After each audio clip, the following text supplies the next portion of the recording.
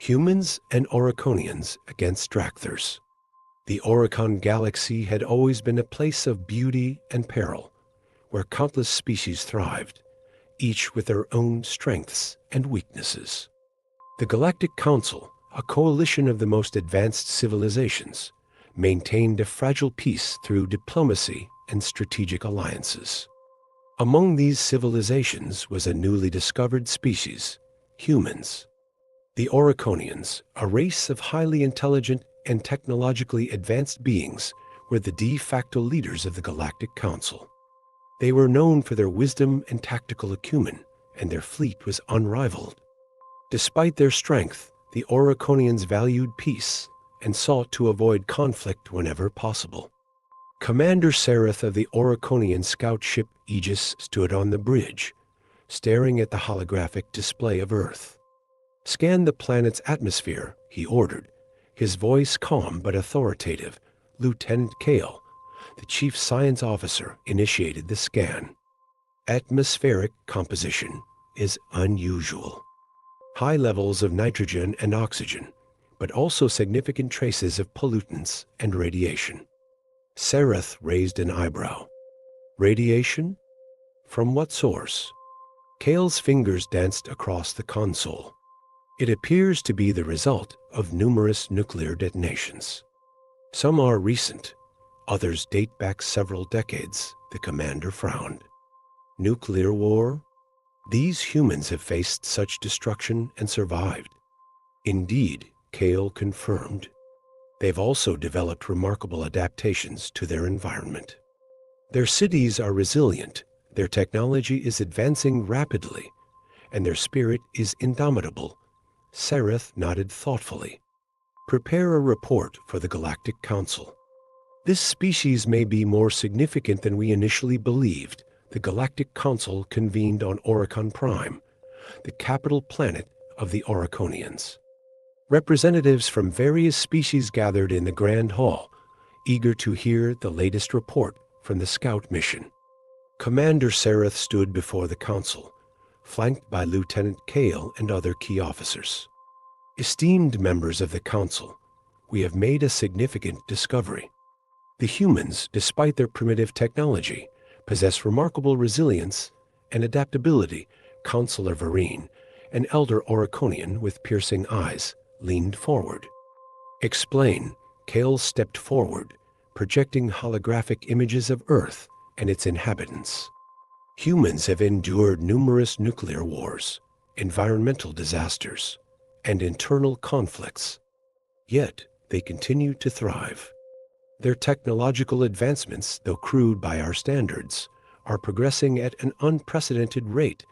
Counselor Nara, a representative from the Thalorian race, interjected. What does this mean for the Galactic Council? Sereth took a deep breath. It means that humans could become valuable allies or formidable adversaries. We must decide how to proceed carefully. The council debated for hours, weighing the pros and cons of involving humans in galactic affairs. Some argued for immediate alliance, citing their potential as strong allies. Others feared their unpredictable nature and suggested monitoring them from a distance. In the end, Counselor Vereen made the final decision. We will extend an invitation to humanity. They will be offered a chance to join the Galactic Council, but under strict supervision. We must ensure they are truly ready for the responsibilities that come with such a position. Sereth nodded, understanding the gravity of the decision. I will personally deliver the invitation to their leaders. The Aegis descended into Earth's atmosphere, cloaked to avoid detection. It landed quietly outside the United Nations headquarters in New York City.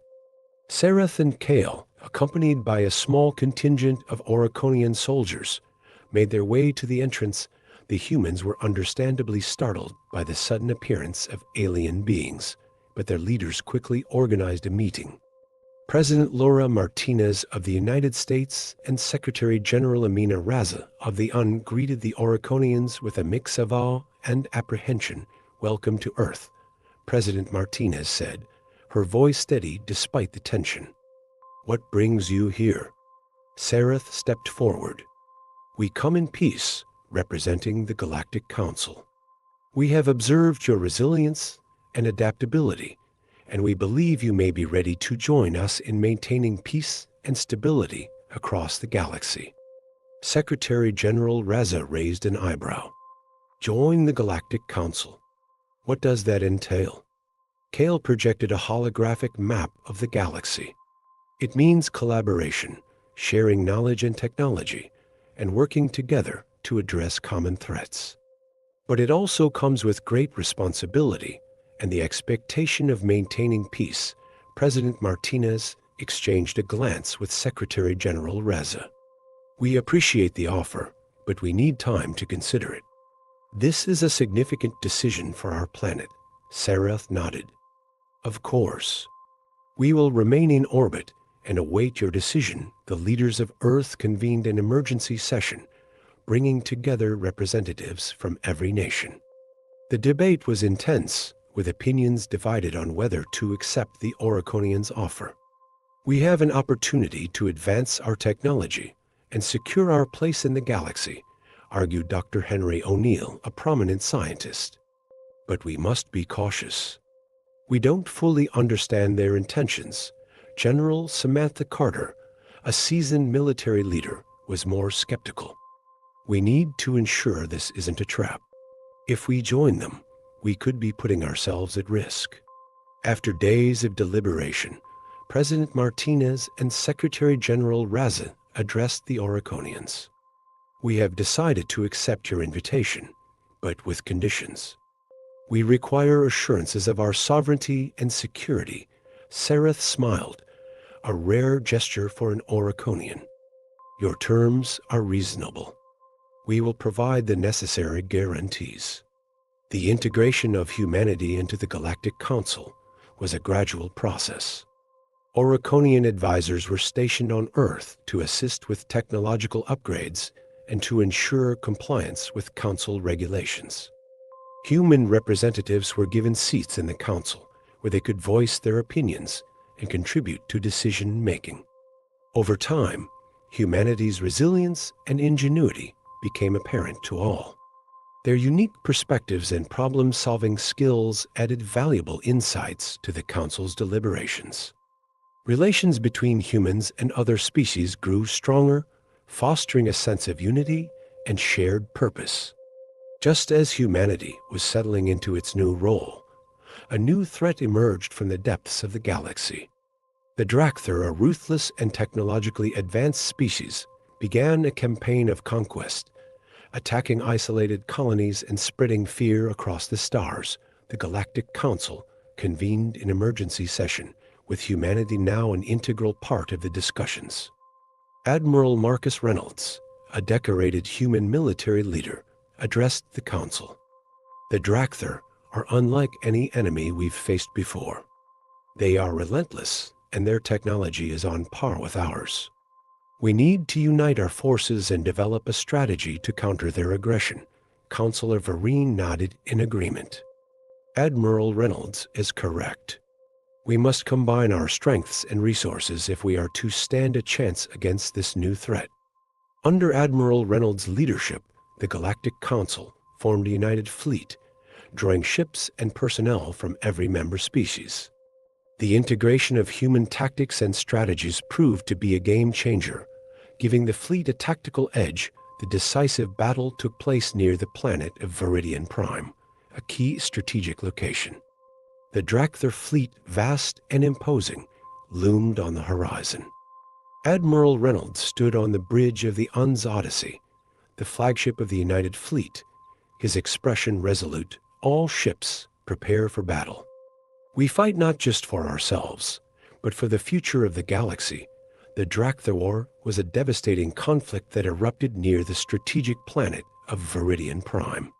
The battle began with the sight of the massive Drakthar fleet appearing on the horizon, their ships dark and angular, exuding an aura of menace.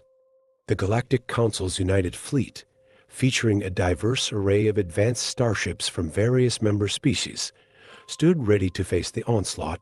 The initial clash was ferocious. Drakthar warships unleashed a barrage of plasma bolts and energy beams, creating a storm of explosions and debris. The United Fleet, though heavily armed, struggled to hold its formation under the relentless assault. Admiral Marcus Reynolds, aboard the Odyssey, the flagship, barked orders with precision, directing counterattacks and defensive maneuvers. Laser fire and missile trails crisscrossed the void, illuminating the battlefield in a deadly dance of light and shadow. The Drakthar employed sophisticated cloaking devices, enabling their ships to appear and disappear unpredictably, striking from the shadows and retreating before counterfire could lock onto them. This tactic sowed chaos among the Galactic Council's ranks. Amidst the chaos, the human contingent demonstrated their strategic prowess. Lieutenant Kale, serving as the chief tactical officer, devised a countermeasure to the Drakthar's cloaking devices. By synchronizing the fleet's sensors and deploying a network of drones to emit high-frequency pulses, they managed to disrupt the Drakthar's stealth capabilities, forcing them into open combat. As the battle raged on, the Galactic Council's ships began to coordinate their efforts more effectively. The Oriconian dreadnoughts, with their formidable energy shields and powerful beam weapons, formed a defensive wall, absorbing the brunt of the Drakthar's attacks. Thalorian frigates, agile and swift, darted around the battlefield, harassing the Drakthar flanks and protecting the larger vessels. Explosions rocked the battlefield as ships on both sides were torn apart by the relentless exchange of fire. The vacuum of space was filled with the silent, violent ballet of destruction, with hulls breached and atmosphere venting into the void. The Drakthar, relentless in their assault, showed no signs of retreat. Despite the heavy losses, Admiral Reynolds remained resolute. He ordered a daring maneuver, a pincer attack aimed at the Drakthar flagship. The Odyssey, leading the charge, drew the Drakthar's attention, while a squadron of Thalorian bombers flanked the enemy, launching a surprise assault on their rear. The gamble paid off. The Drakthar flagship, caught in the crossfire, sustained critical damage and began to break apart. With their command ship crippled, the Drakthar fleet's cohesion faltered. The Galactic Council's forces pressed the advantage, coordinating their attacks to systematically dismantle the remaining Drakthar vessels. The tide of battle turned decisively in favor of the Council. One by one, the Drakthar ships succumbed to the relentless onslaught. As the last Drakthar ship was destroyed, a tense silence fell over the battlefield. The void was littered with the wreckage of countless vessels, a testament to the ferocity of the conflict. The United Fleet, battered but victorious, had triumphed against a formidable foe. Admiral Reynolds, standing amidst the ruins of the bridge of the Odyssey, looked out at the aftermath of the battle. The price of victory had been high, with many lives lost and ships destroyed, but the unity and determination of the Galactic Council had prevailed. The Drakthar threat had been neutralized, and the Oricon Galaxy had been safeguarded from conquest. The Drakthar War would be remembered as a defining moment in the history of the Galactic Council, a testament to the power of unity and the resilience of its member species. The bonds forged in the heat of battle would strengthen the Council, ensuring a brighter future for all who called the Oricon Galaxy home. As the dust settled, the Drakthar fleet lay in ruins, their threat neutralized. The United Fleet had emerged victorious, but not without significant losses. Admiral Reynolds addressed the Council, his voice filled with a mix of pride and sorrow. We have faced a great challenge and emerged stronger for it. This victory was not won by any one species, but by all of us working together. Let this be a reminder of what we can achieve when we stand united. The Council members rose to their feet, applauding the Admiral's words. The bonds forged in the heat of battle strengthened the sense of unity among the member species. The defeat of the Drakthar marked the beginning of a new era for the Galactic Council. The integration of humanity had proven to be a turning point, bringing fresh perspectives and strengthening the alliance. Earth became a hub of innovation and collaboration, hosting the newly established Galactic Research and Defense Institute. Scientists, engineers, and military strategists from across the galaxy gathered to share knowledge and develop new technologies. Admiral Reynolds continued to serve as a key military leader, while President Martinez and Secretary General Raza played pivotal roles in diplomatic efforts. The legacy of resilience and ingenuity left by humanity inspired future generations to strive for peace and progress. As the years passed, the Oricon Galaxy flourished. The combined efforts of its diverse species led to unprecedented advancements in technology, exploration, and understanding. The memory of the Drakthar War served as a constant reminder of the importance of unity and vigilance. In the aftermath of the Drakthar War, the Galactic Council focused on fortifying its defenses and rebuilding the colonies that had suffered the most. The Oriconians, with their advanced technology, led the reconstruction efforts, providing the necessary resources and expertise to restore peace and stability to the affected regions. Humanity played a crucial role in these efforts, offering their unique problem-solving skills and adaptability. Engineers and scientists from Earth worked alongside their alien counterparts, sharing knowledge and developing innovative solutions to the challenges they faced.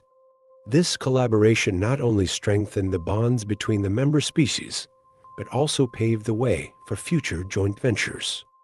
One such initiative was the establishment of the Galactic Defense Force, an interspecies military organization dedicated to safeguarding the galaxy from future threats. Admiral Reynolds was appointed as its first commander, leading a diverse team of officers and soldiers from all member species.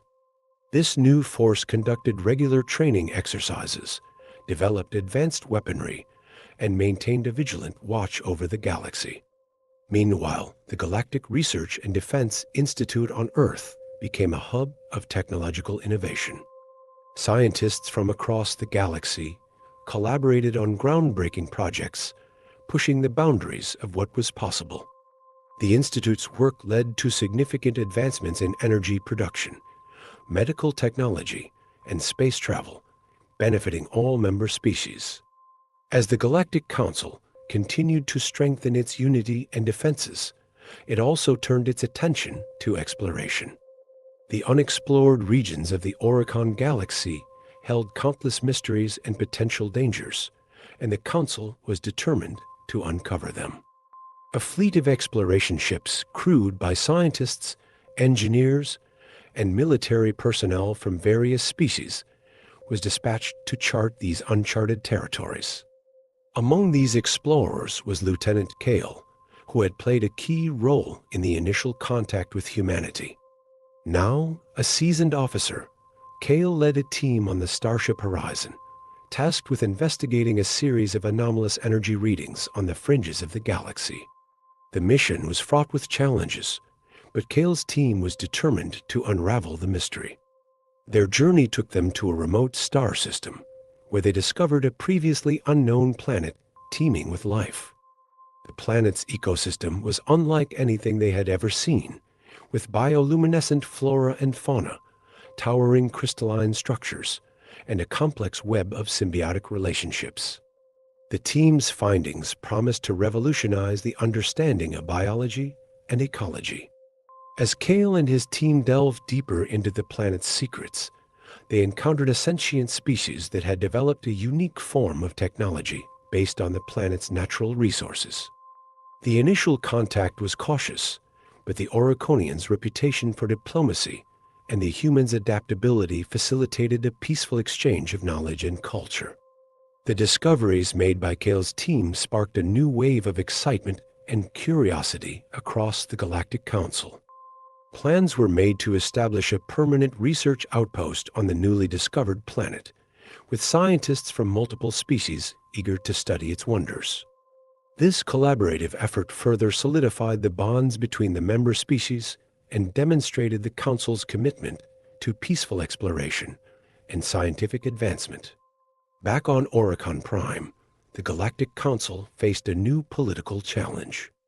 A faction within the Thalorian race, known for their aggressive and isolationist tendencies, began to question the Council's decisions and advocate for a more militaristic approach to galactic governance. Tensions rose as the faction gained support, threatening to destabilize the fragile unity that had been achieved. Councillor Nara, a prominent Thalorian representative and a staunch supporter of the Council's principles, found herself at the center of the political storm. Determined to prevent a rift within her people and the Council, Nara worked tirelessly to promote dialogue and compromise. She reached out to other influential Thalorians, seeking to build a coalition that would counter the isolationist faction's influence. At the same time, Nara collaborated with her allies within the Council, including Councillor Vereen and President Martinez, to address the underlying concerns that fueled the faction's rise. Together, they developed a series of initiatives aimed at addressing economic disparities, enhancing security measures, and ensuring that all member species felt valued and heard. The efforts paid off as support for the isolationist faction waned, and the Council's unity was preserved. Nara's leadership and dedication earned her widespread respect, and her work became a model for resolving political conflicts through diplomacy and cooperation. As the Galactic Council continued to evolve and adapt, it never lost sight of its core mission: to promote peace, prosperity, and understanding across the galaxy. The integration of humanity had brought new challenges and opportunities, but it had also reaffirmed the Council's commitment to its ideals. Admiral Reynolds, now a revered figure across the galaxy, often reflected on the journey that had brought humanity from the brink of obscurity to a position of influence and respect.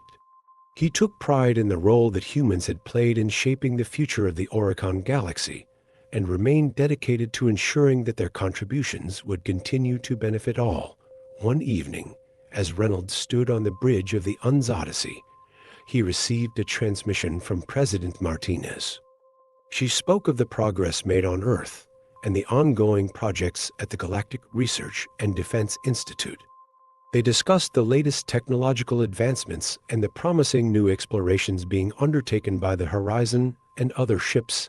Their conversation turned to the future, and Martinez expressed her hope that humanity would continue to rise to the challenges and opportunities that lay ahead. Reynolds shared her optimism and pledged his unwavering support for the Council's mission. The next morning, Reynolds addressed the crew of the Odyssey and the members of the Galactic Defense Force. He spoke of the importance of unity, resilience, and the pursuit of knowledge. His words resonated with the diverse assembly, reminding them of the shared values and goals that bound them together. In the years that followed, the Galactic Council faced numerous challenges, from internal political strife to external threats. Yet, each time, the member species rose to the occasion, drawing strength from their unity and the lessons they had learned from their shared history.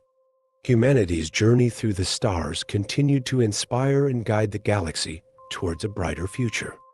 The legacy of Admiral Reynolds, President Martinez, Secretary General Raza, Lieutenant Kale, and countless others became a testament to the power of resilience, collaboration, and the unyielding spirit to explore, protect, and understand. The Oricon Galaxy, once a place of beauty and peril, had become a beacon of hope and progress.